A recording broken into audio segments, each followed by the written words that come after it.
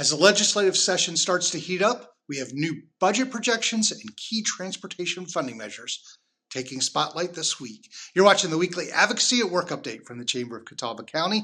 I'm Brian Francis, Advocacy Director, and it's May 20th, 2024. Now, in our first video of the short session, we noted that the state's revenue forecast had come in significantly higher than anticipated.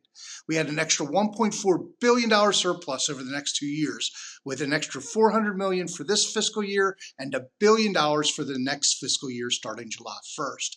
However, new estimates now forecast a smaller surplus, just $188 million for the current fiscal year and just under $800 million for the next fiscal year, bringing your total to just about $1 billion.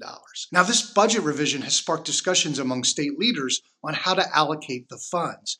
Proposals include tax rebates, teacher pay raises, and fully funding the state's school voucher program.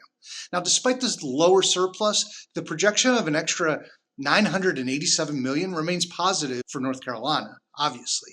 However, we'll continue to monitor how this impacts the budget, especially around child care funding and other issues that the Chamber is monitoring. And speaking of funding, let's take a look at House Bill 198, DOT legislative changes. This passed the Senate this week, and the bill deals with various transportation issues, including DOT's ability to issue Build NC bonds. The bill repeals the cash balance threshold that has prevented the issuance of about $1.7 billion of the $3 billion bonds that were authorized in 2018. Now, this repeal will allow the DOT to access these funds and expedite the completion of some critical transportation projects across the state. It will increase the Highway Trust Fund's debt service expenses by over $433 million over 5 years, and this is expected to significantly accelerate the pace of some much-needed infrastructure improvements.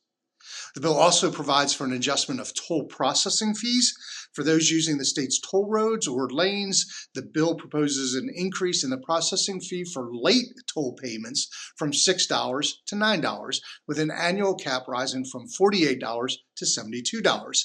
Now, this won't necessarily be popular with drivers who are late paying their toll fees, but legislative analysts predict it could generate $37.7 million for the Turnpike Authority over the next 5 years that will be used for maintaining and improving toll infrastructure. That bill now heads back to the House for a concurrence vote.